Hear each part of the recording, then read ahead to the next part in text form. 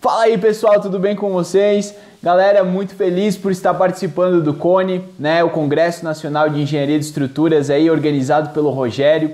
Aliás, agradecer ao Rogério pelo convite, que foi algo bastante que já participei de outras edições e que com certeza agrega muito a engenheiros, e ele tem se doado a esse projeto de forma totalmente voluntária, então é algo que a gente preza muito e agradecer demais ele. Eu acho que é em nome de todos os acadêmicos que estão, acadêmicos e engenheiros, né? Nunca é demais a gente se especializar e obter mais conhecimento. Então agradecer ao Rogério aí pela oportunidade também de participar desse projeto incrível.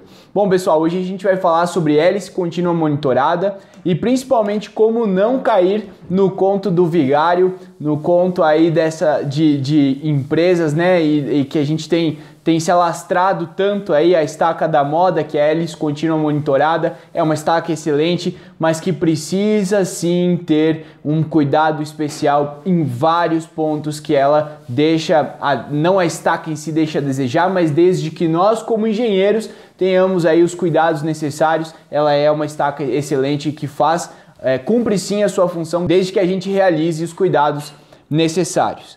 Tá certo, pessoal? Bom, eu queria iniciar essa palestra aqui comentando algumas situações que acontecem, que podem acontecer no dia a dia da estaca hélice contínua e mostrando algumas situações aí. Por exemplo, essa questão aí do estrangulamento do fuste, né, que a gente acaba seccionando aí a seção, e isso é extremamente prejudicial à nossa estaca. Nós perdemos resistência sem dúvida nenhuma. Então aqui algumas outras fotos aí de seccionamento de fuste, também de embuchamento. Aí a gente tem a foto ali de um embuchamento, e nós vamos comentar sobre cada um desses pontos passo a passo nessa palestra de hoje.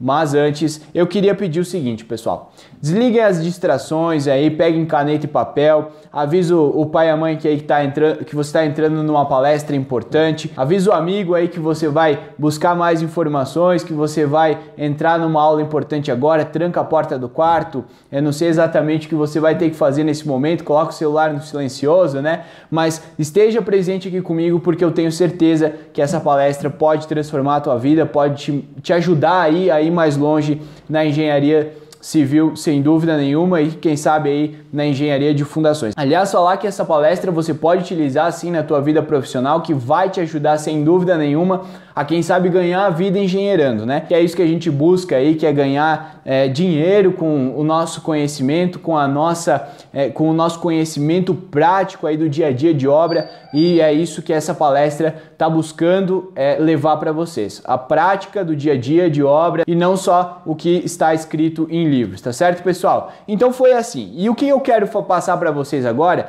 muitos podem estar se perguntando aí, por que o Nelson está preparado para me passar algum conhecimento sobre hélice contínua, sobre fundações em si. E galera, eu nasci em Pouso Redondo, nessa cidade, uma cidade bem pequena aí de 14 mil habitantes, talvez alguns já conheçam a minha história, já tenham visto outras palestras minhas, talvez não, mas enfim, eu nasci em Pouso Redondo, uma cidade bem pequena aí de 14 mil habitantes, né? Posteriormente, aí, em busca de uma vida melhor, a minha família se mudou aí para Rio do Sul, que é uma cidade um pouco maior, aí de 60 mil habitantes, onde eu me formei no ensino médio. E quando foi em Rio do Sul que eu tive que, pela primeira vez, fazer uma escolha que foi a escolha talvez a mais importante da minha vida aí, que foi o momento em que eu tive que decidir aí por que faculdade seguir.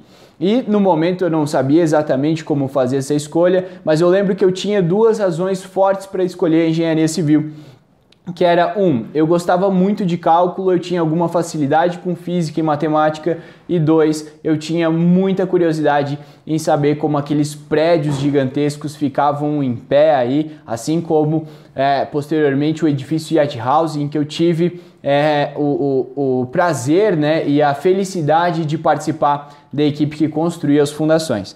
Mas aí eu fui de Rio do Sul, eu tive que me deslocar a Balneário Camboriú para fazer a faculdade, né, na Universidade do Vale do Itajaí, em que posteriormente pude trabalhar em Balneário, inclusive na grande obra aí que é o Yacht House de 81 pavimentos. Eu lembro que na época em que eu estava ali no quinto período, sexto período, né, o terceiro ano de faculdade, foi quando eu realmente me descobri na engenharia, porque até aquele momento eu não tinha certeza do que eu faria dali para frente, né? Apenas estava seguindo as disciplinas que no início são bastante básicas e a gente acaba se perdendo aí, e foi no terceiro período que eu fiz a disciplina aí de fundações com o professor Luiz Fernando Salles que eu realmente decidi que aquilo era o que eu queria para minha vida dali em diante, e aí dali para frente eu foquei os meus estudos em fundações e participei aí de grandes obras. Inclusive anteriormente eu estava no edifício Edgar Wegner aí da construtora Silva Packer, também um prédio alto de 43 pavimentos,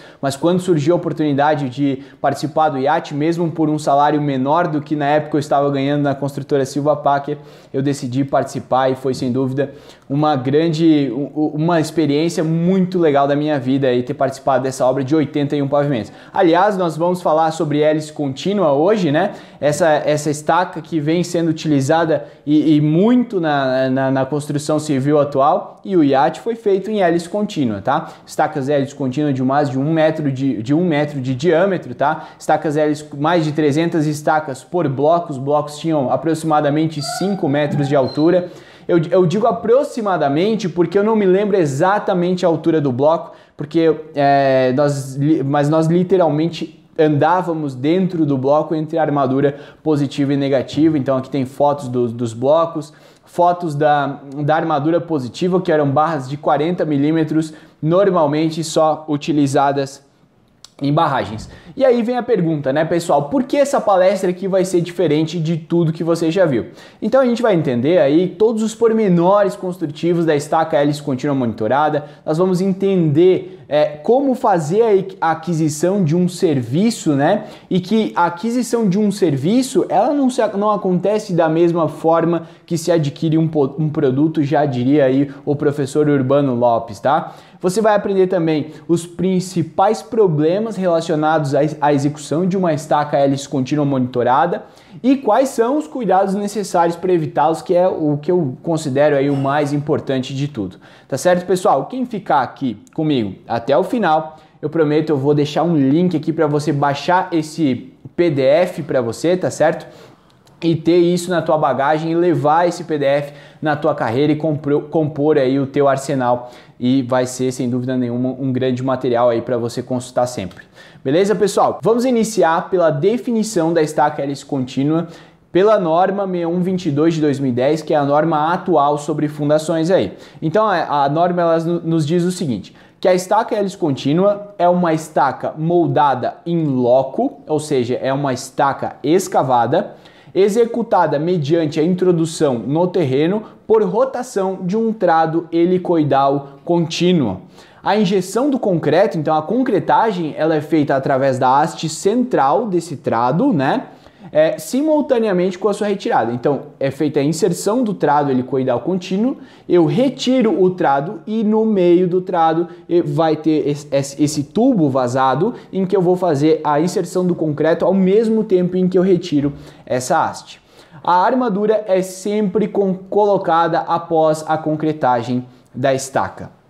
Então tá aqui um método executivo já descrito pela norma, né, em que eu posiciono a minha máquina de hélice contínua, aí, a minha escavadeira, né, e faço a introdução até a profundidade necessária. Depois eu retiro esse trado e vou injetando concreto e posteriormente instalo a armadura, e aí sim a estaca está finalizada e acabada. Tá certo, pessoal? Então um breve histórico só. As primeiras estacas elas foram hélice contínua, né? Elas foram executadas aí nos Estados Unidos na década de 50 e os equipamentos eram equipamentos pequenos, tá? Guindastes com torres acopladas aí para estacas de até no máximo 40 centímetros devido ao baixo torque que se tinha dessas máquinas. A partir da década de 70 já foi difundido aí na Europa e no Japão, e para o Brasil veio em 1987 com uma ampla divulgação aí na construção civil a partir de 1993. Hoje o equipamento, pessoal, o equipamento de hélice contínua, ele é constituído por uma perfuratriz com torre fixa e trado helicoidal, né?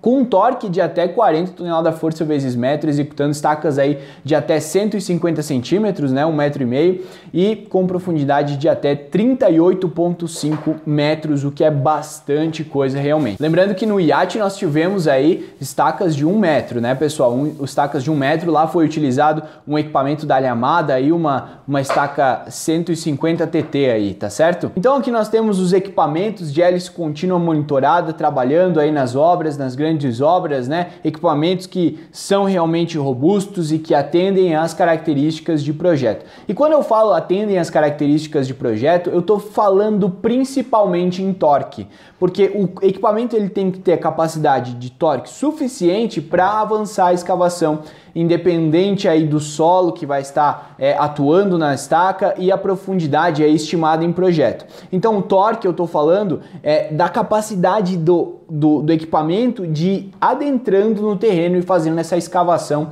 da nossa estaca hélice contínua. Então, por exemplo, aqui, um equipamento que pesa mais ou menos 35 toneladas, ele tem um torque aí de aproximadamente 11 toneladas-força vezes metro e escava uma estaca com diâmetro máximo aí de torno de 70 centímetros e um comprimento de 18 metros. Um equipamento de 180 toneladas já tem um torque grandíssimo aí, que é um torque de 40 toneladas-força vezes metro, e uma estaca, escava estacas aí de até 1,5 metro, 150 centímetros e com um comprimento máximo aí de 38,5 metros, o que é bastante coisa realmente, tá certo? Então aqui tem um exemplo aí de um equipamento robusto, tá? Um equipamento de 40 toneladas força vezes metro, que é o torque dele, da Casa Grande aí, que é uma grande empresa de fundações aí que faz equipamentos para fundações. Beleza, pessoal? Então, o grande lance, e por que é importante esse torque antes de nós irmos à frente? O que acontece é o seguinte, os equipamentos que não atingem o torque necessário para escavar determinada estaca com determinada profundidade, com determinado diâmetro, o operador precisa aliviar, que é um termo que a gente chama no canteiro de obra, é exatamente realizar um procedimento que vai causar um desconfinamento do solo. O que é o desconfinamento do solo? O operador ele vai fazer a máquina girar de tal forma que o solo comece a subir na haste. E se o solo está subindo na haste, isso significa que o solo que estava aprisionado, né? Porque eu tinha solo dentro da haste e o solo que estava fora da haste estava aprisionado por aquele solo que está dentro da haste, que está aprisionado entre as pás da minha hélice contínua. E isso é importante para eu ter a capacidade de projeto de resistência a atrito lateral que nós normalmente utilizamos pelos métodos semi-empíricos. Então, por exemplo, quando eu estimo o meu fator beta lá de uma estaca hélice contínua, ele tem uma capacidade de atrito lateral muito maior do que quando eu utilizo uma estaca escavada. Justamente porque o empuxo de uma hélice contínua está entre o empuxo passivo e entre o empuxo de repouso, né? Muito mais para o de repouso, mas entre o empuxo de repouso e o empuxo passivo. Quando eu estou falando de uma estaca escavada mecanicamente, eu estou falando prioritariamente do empuxo que nós chamamos aí de empuxo ativo, que é aquele empuxo, basicamente o empuxo ativo é aquele em que eu descolo do solo, ou seja, o solo estava me pressionando, mas aconteceu algum deslocamento que ocorre um alívio aqui das cargas que esse solo estava passando para mim. Isso acontece muito em cortinas. Por exemplo, o empuxo passivo, quando eu tenho uma cortina atirantada, ou seja, eu faço uma cortina, eu coloco tirantes que eu vou empurrar essa cortina contra o solo. Então eu tenho um empuxo muito grande aí, eu tenho um empuxo da cortina contra o solo, e esse empuxo é chamado de passivo. O empuxo ativo já é o contrário. O solo empurra a minha cortina, ou seja, ele tem esse movimento e a cortina se desloca um pouco e esse empuxo ele reduz e esse chama o empuxo ativo. O empuxo no repouso significa que eu praticamente não tenho movimento entre a minha cortina, por exemplo, e o solo que está atrás da minha cortina, ele continua esse empuxo acontecendo. E a estaca hélice contínua justamente vai estar, o empuxo da estaca hélice contínua deve estar entre o empuxo no repouso, ou seja, eu não altero as características laterais da minha estaca hélice contínua, e vai estar entre o empuxo no repouso e o empuxo passivo, porque a haste central ali da minha hélice contínua, quando ela vai entrando no terreno, aquele volume de solo ali é como se ele estivesse empurrando o solo para a lateral, caso eu tenha capacidade para fazer isso, caso eu tenha um equipamento adequado para realizar esse empurrar o solo, né, que vai gerar o meu empuxo passivo, tá certo? Que o nome não é mais adequado, mas o empuxo passivo é quando eu empurro as paredes do meu furo. Exemplo, uma estaca que trabalha totalmente a empuxo passivo são as estacas cravadas. As estacas pré-moldadas cravadas, elas têm essa capacidade de empurrar o solo e entrando por meio da porrada, né? E ela vai entrando no solo e empurrando aí e criando esse empuxo passivo que espreme a estaca, ele meio que ajuda na resistência a atrito lateral. E quando eu não tenho um equipamento que tem essa capacidade de manter o solo aprisionado, tá?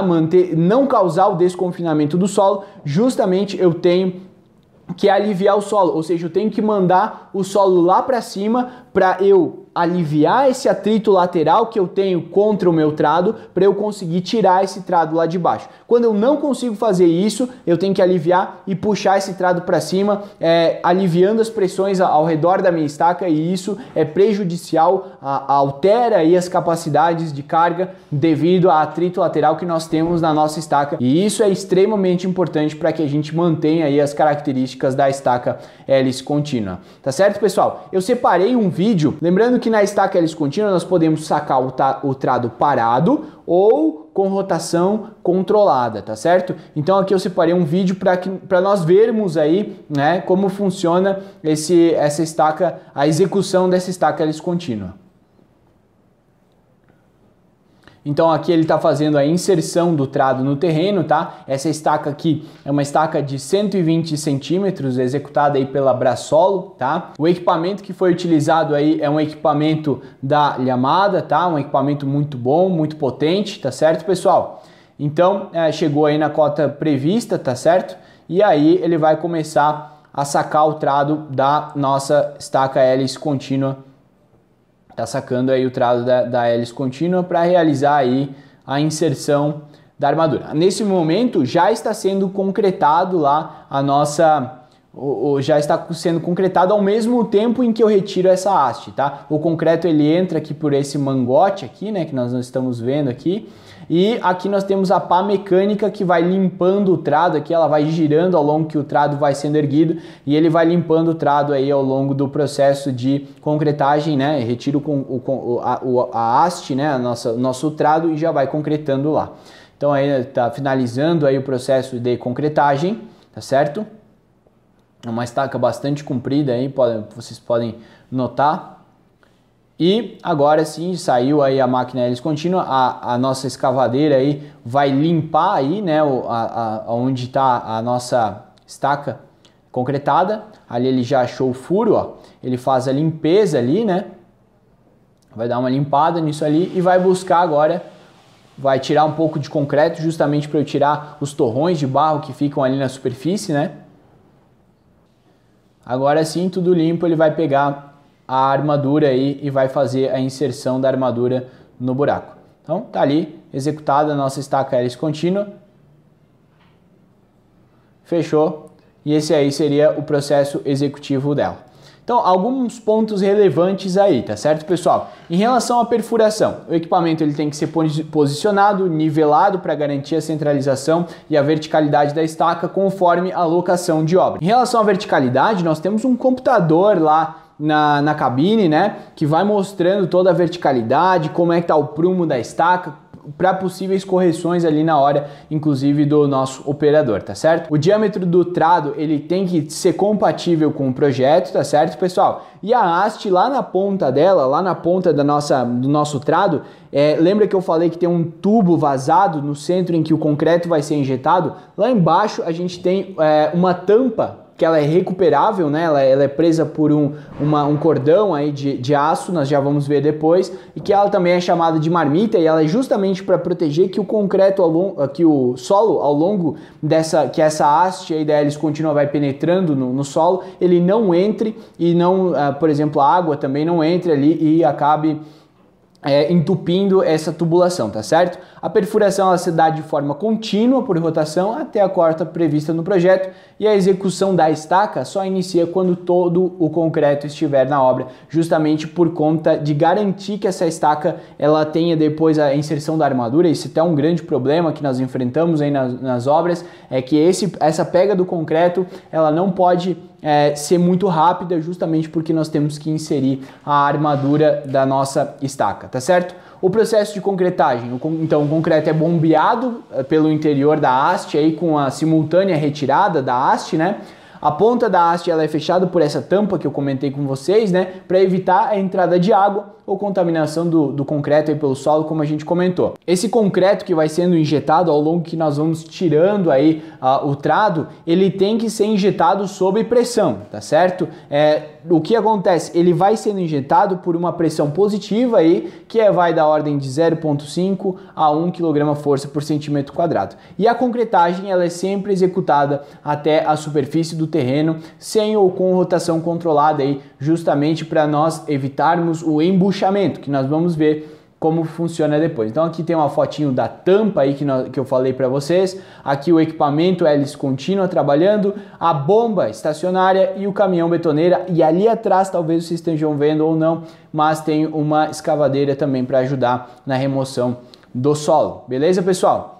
Algumas especificações importantes do concreto aqui. O consumo mínimo de cimento tem que ser da ordem de 400 kg por metro cúbico. Isso é importantíssimo para não ocorrer exudação, para não ocorrer segregação do nosso concreto. Esse consumo mínimo de 400 kg, ele dá uma resistência até maior do que 20 MPa nos corpos de prova, só que o problema é o seguinte, a nossa estaca ela é curada lá no meio do solo. Tá? E isso significa que nós não vamos ter aquele controle humano ali da cura do concreto como acontece aí do corpo de prova, mas é importante que seja um FCK mínimo de 20 MPa com um consumo de cimento de 400 kg por metro cúbico. Fator água-cimento algo em torno de menor do que 0,6 aí. A pedra ela tem que ser uma pedra zero, tá? Dimensão máxima característica de 12,5. A porcentagem de argamassa em massa tem que ser maior que 55, de preferência cimento de alto forno, porque ele tem um maior tempo de pega, ou seja, eu não tenho um endurecimento desse concreto muito rápido, justamente para que eu possa realizar a inserção da armadura, lembrando que a concretagem é feita sempre antes da inserção da armadura. O concreto ele tem que ser bastante plástico aí para facilitar o bombeamento através do nosso mangote, né? E tem que preencher completamente o furo, evitando aí a formação de início. Então, o ideal é que seja um concreto entre 22, 23, mais ou menos 3 centímetros quadrados de slump, que é o abatimento do tronco de cone que nós já vimos. E recomenda-se não utilizar cimento ari por conta da pega dele ser mais rápida, tá certo, pessoal? Essa capacidade máxima estrutural aí do nosso concreto, ele é em torno de 20 MPa de FCK.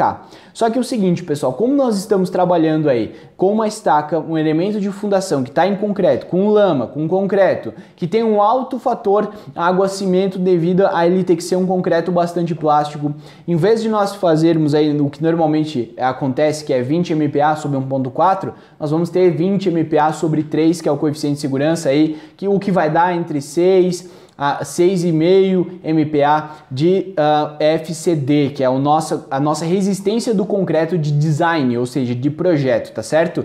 Então, aqui tem o nosso computador de bordo, né, que vai lá na cabine do nosso maquinista, ele vai mostrando todo o perfil da estaca, vai mostrando o torque que vai sendo aplicado pela máquina, a verticalidade da máquina, entre outras informações que são mostradas, inclusive via satélite, pode ser controlado do escritório de projeto, do escritório da empresa, ter em tempo real as informações que a máquina vai obtendo lá em campo e ao longo que ela vai produzindo essas informações. Então, quais são os nossas informações que nós podemos obter?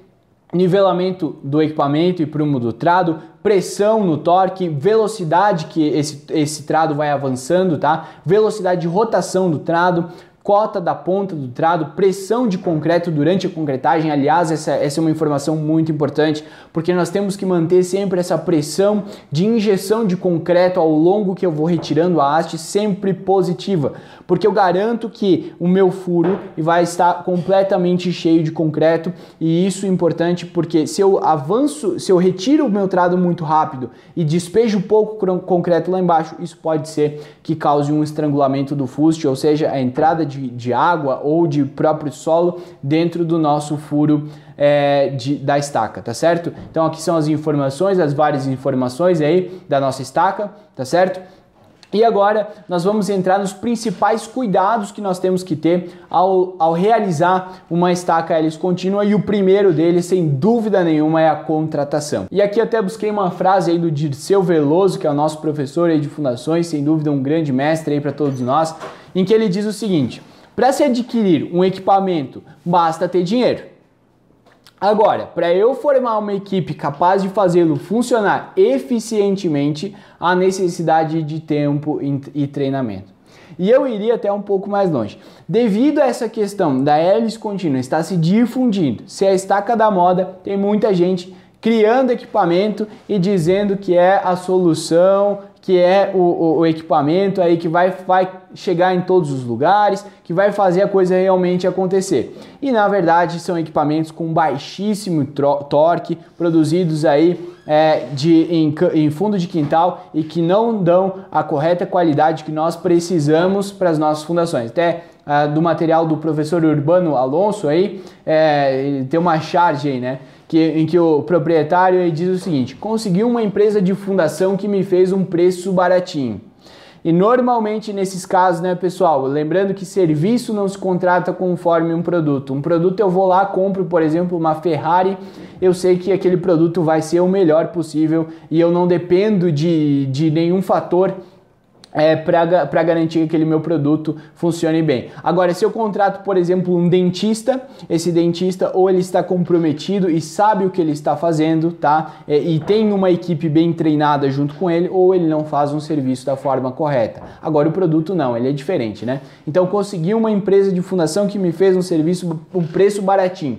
E o barato normalmente sai caro, né? E aí eu diria o seguinte, eu completaria aí o professor Dirceu Veloso e o professor Alonso e diria o seguinte: para não cair no conto do vigário, você deve contratar bem. E contratar bem como, Nelson? Contratar bem com base em quê? Com base nas informações que eu estou te passando hoje em relação a torque, em relação a investigar as obras de fundação. Aliás, até uma frase que eu não coloquei aqui, mas que vem a ilustrar bem o que nós estamos vivendo, é que todo mundo conta as pingas que bebe, mas não conta os tombos que leva. Então isso é uma coisa bastante importante aí em relação à fundação. Se tiver um tombo aí, vai ser grande e vai ser feio. Eu costumo brincar que fundações é o seguinte: não adianta você colocar o porcelanato mais lindo lá na tua edificação, fazer o reboco, a tinta maravilhosa, elefante lá da Souvenir e não sei o que, sendo que as tuas fundações foram mal executadas, vai gerar trinca, vai te incomodar pro resto da vida.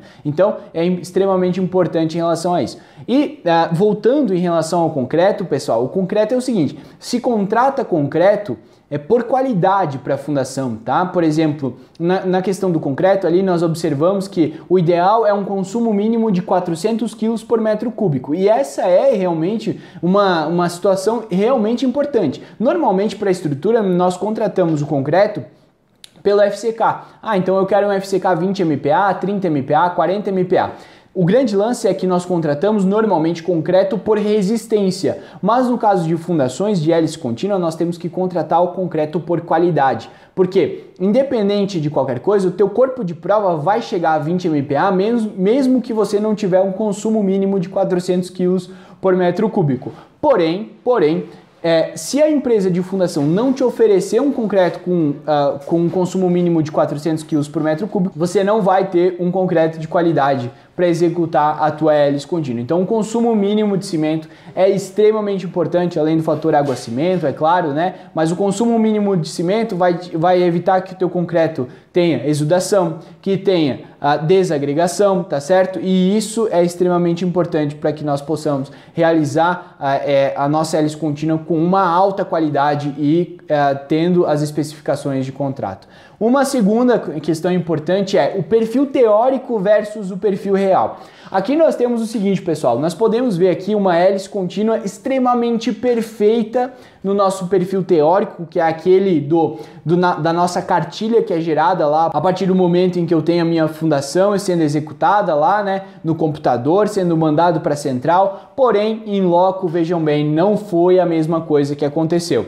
E por que isso acontece? Porque o computador, o que ele faz? Ele divide o volume que está sendo injetado de concreto pela profundidade que vai sendo executada, e isso, é claro, você coloca ali o diâmetro da tua hélice contínua que está sendo executado lá em loco, e ele já vai criando um perfil radial, como se fosse perfeitamente ajustando aquele concreto ali radialmente, né, a partir do eixo da tua estaca. Só que isso não acontece na realidade, né? Na realidade nós sabemos que, por exemplo, eu não tenho uma característica uniforme do meu solo. Então a estaca pode ir mais para um lado, mais para o outro, dependendo sim das características do solo e menos do que a gente enxerga ali no perfil, né? Porque ali no computador é tudo bonitinho, né, pessoal? Mas lá no solo realmente é onde o bicho pega. Então existem divergências e aí é que a gente tem que ser criterioso, né? Porque de repente o perfil teórico vai me dar uma coisa muito bonita, mas e o perfil real? Como é que tá essa estaca executada lá em loco realmente, tá certo?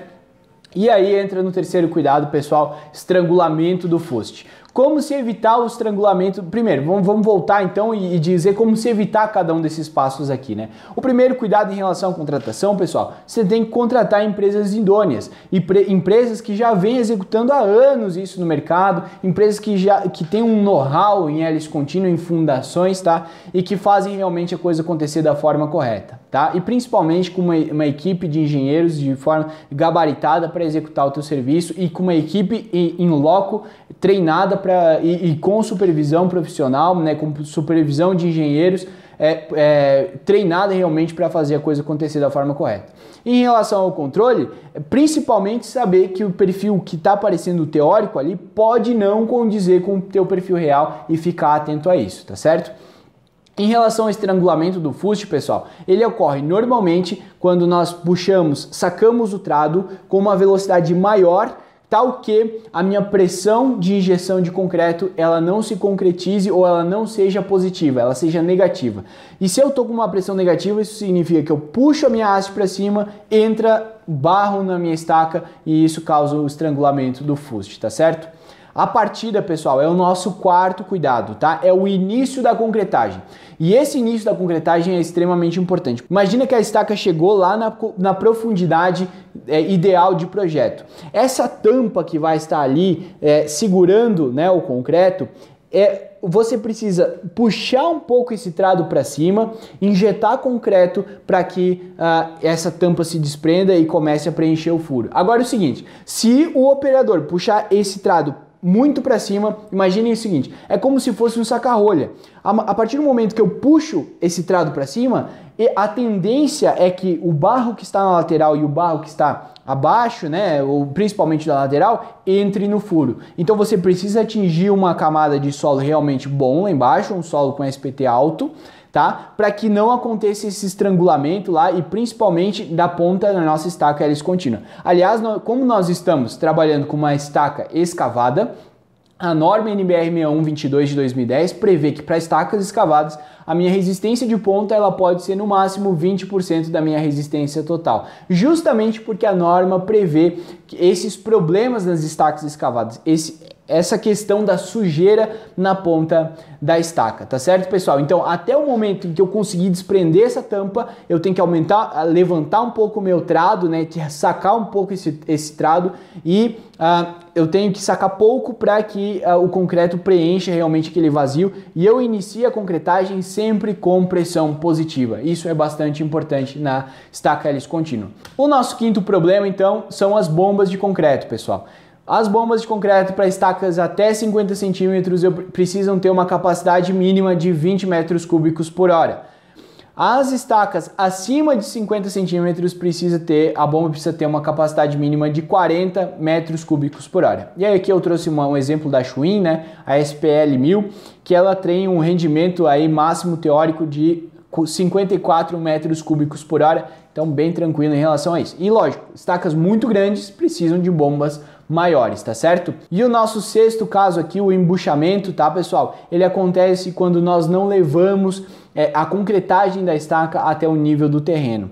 Então nós deixamos a nossa estaca mais profunda do que o nível do terreno e nós não conseguimos realizar a limpeza correta ali da superfície da nossa estaca hélice contínua. E aí nós inserimos a armadura e essa armadura leva consigo torrões de barro e isso acaba gerando embuchamento e também nichos, né? Nichos com solo dentro da nossa estaca e isso é extremamente prejudicial.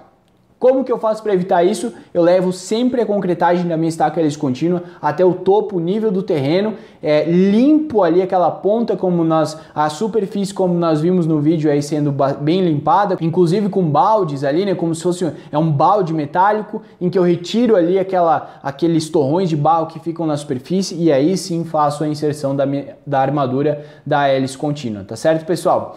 Eu posso ter também a intercomunicação entre estacas, porque nós temos um concreto bastante fluido aí. Então, se eu faço a concretagem e escavação e concretagem de estacas bastante próximas aí, né? Isso acontece, eu posso ter a intercomunicação entre elas justamente por conta da pressão que eu vou aplicando aí nesse concreto ao longo da concretagem, tá certo?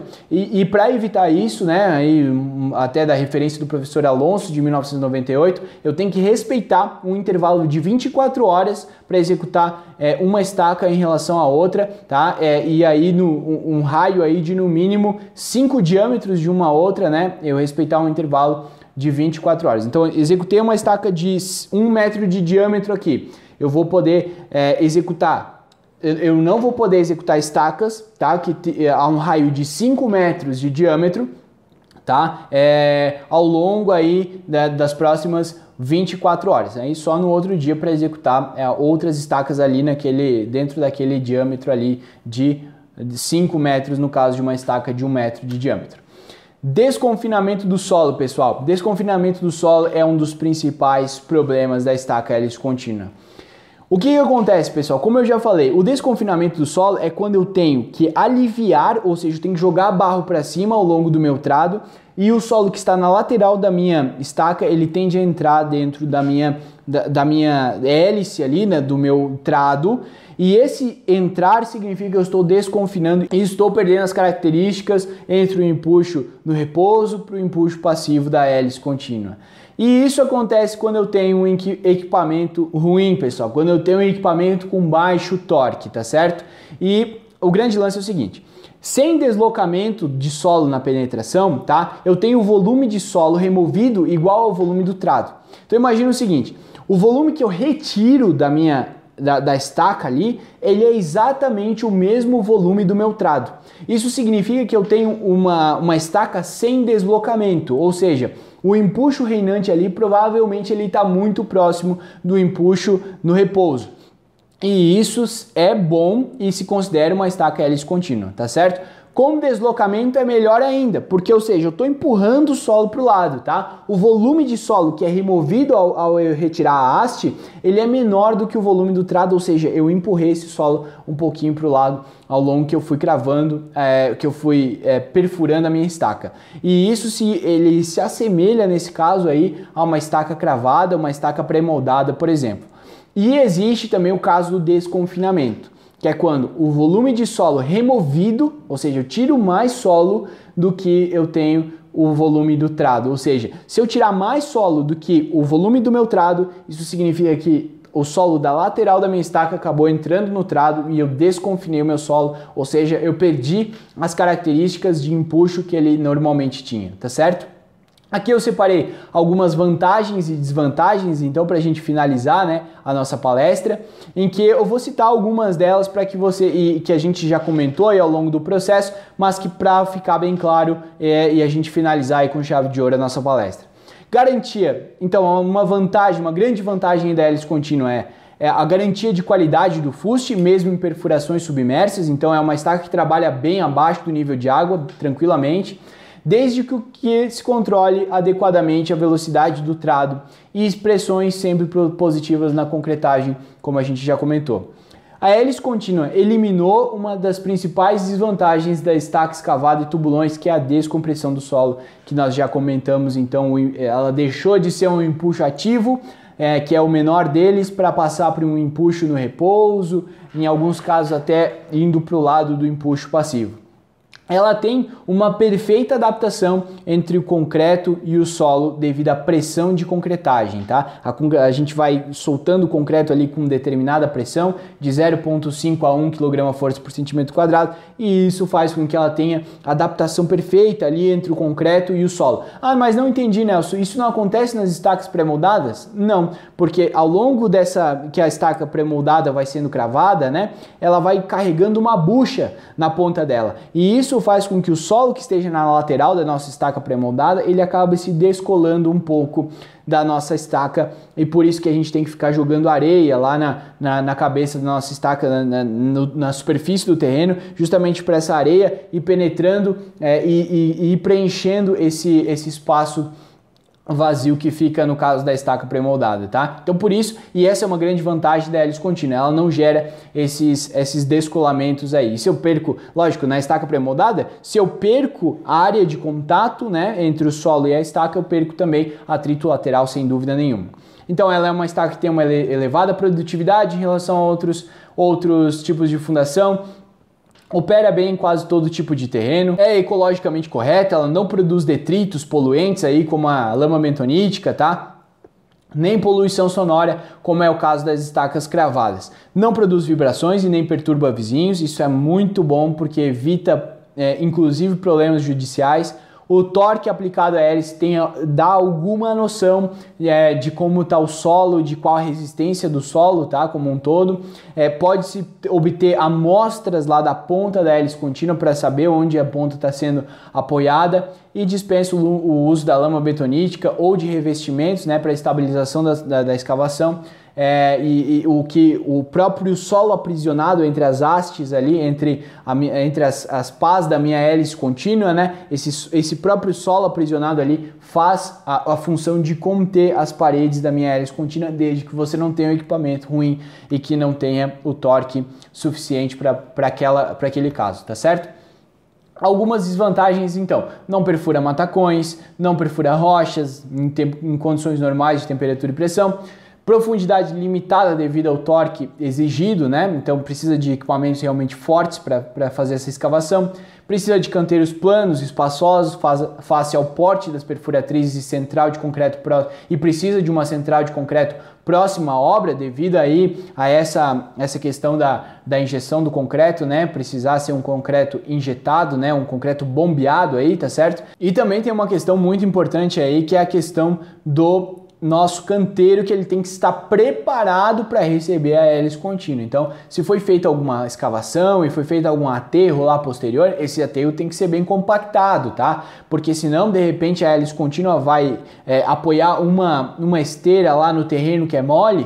Ela é uma máquina realmente muito pesada, ela passa tensões para o nosso solo superficial ali realmente elevadas, porque justamente por conta da questão do peso da hélice contínua. E se você não tem um terreno preparado, essa hélice pode até chegar a tombar, tá certo, pessoal? E isso aconteceu e acontece frequentemente em equipes de fundação que não estão preparados, ou até um encarregado aí despreparado em relação a isso. Tem que ser terrenos bem preparados, tá? Compactados, para não ocorrer esse problema aí do tombamento da hélice contínua, que é um equipamento bastante pesado e que precisa ter um terreno preparado para receber esse equipamento, tá certo? Limitação das profundidades, né? E não permite o controle da execução via neg e repique elástico, que é um controle extremamente eficiente, muito bom em termos de controle de execução, não de estimativa de capacidade de carga para estacas, por exemplo, pré-moldadas, mas em estacas hélice contínua, infelizmente, eu não tenho essa capacidade de controlar a execução via neg e repique elástico, tá certo, pessoal? Então, encerrando, muito obrigado a todos aí que estiveram presentes nessa palestra. Foi um prazer estar participando novamente aí do Congresso Nacional de Engenharia de Estruturas. Agradecer novamente também ao nosso querido Rogério, que vem fazendo esse trabalho excelente, totalmente voluntário e que tem ajudado a vida de inúmeros profissionais. Então coloque aí um hashtag aí, valeu Rogério, hashtag valeu Rogério aí, coloca aí embaixo, comenta aí embaixo, porque realmente o Rogério tem ajudado a todos os profissionais, trazendo essas palestras de inúmero gabarito, pessoal realmente muito bem preparado para tornar a nossa engenharia civil e fazer com que o nível dos nossos profissionais esteja todo dia aumentando. Isso é bastante importante para a nossa classe, eu tenho certeza, sem dúvida. Tá certo, pessoal? Então, para baixar, eu quero primeiro fazer, antes de eu falar como baixar esse nosso PDF aqui, eu vou fazer um convite muito especial a todos vocês. Durante essa semana eu estou realizando aí o workshop Fundações do Zero, que é um evento também 100% online, também gratuito, para todos os profissionais que querem ir mais longe na engenharia de fundações, querem se destacar e realmente fazer a diferença e ser profissionais aí de qualidade no mercado e que podem ganhar sim a vida engenheirando, tá certo? Nós estamos passando por um momento de crise e todos os profissionais que estiverem mais preparados a partir do momento em que vier o tempo de bonança, e vai vir sem dúvida, você vai estar mais preparado e vai estar à frente de outros profissionais, isso é extremamente importante. E eu acho que o workshop Fundações do Zero, ele vem justamente para isso, para buscar levar essas pessoas para um nível mais arrojado em termos de conhecimento da engenharia de fundações, que é um excelente mercado, aliás, pouco explorado, né? Pouco explorado, tem muito mercado aí, tem muita oportunidade para todo mundo que quiser se especializar nesse campo. Então, o Workshop Fundações do Zero é um evento 100% online, gratuito, em que eu vou falar desde o início das fundações, em que você lê como ler um laudo de sondagem, como interpretar um laudo de sondagem, como escolher o melhor tipo de fundação, e vou realizar o dimensionamento completo de uma fundação no workshop Fundações do Zero. Se você ficou interessado e quiser participar, é só procurar lá no Instagram, Instagram @nelso, sem N no final, .schneider, SCHNEIDER, então tá aqui, né, tem até o site aqui, né, é nelso, né, do Instagram, @nelso, sem N no final, .schneider. Você procura lá, vai ter o link na bio lá para você se inscrever para o workshop e assistir as aulas, que tenho certeza que ainda vai dar tempo, tá certo? E para fazer o download desse material aqui, você vai no site aqui, no nosso site, que é o nelsoschneider.com.br/HCM, de hélice contínua monitorada. E faz o download aqui dessa nossa apresentação aqui, que foi feita com muito carinho. Eu espero que todos tenham gostado. Foi um prazer para mim estar participando novamente do Cone. E agradeço ao Rogério, agradeço a todos que estão assistindo. O meu muito obrigado e até a próxima aí, pessoal. Um abraço, valeu!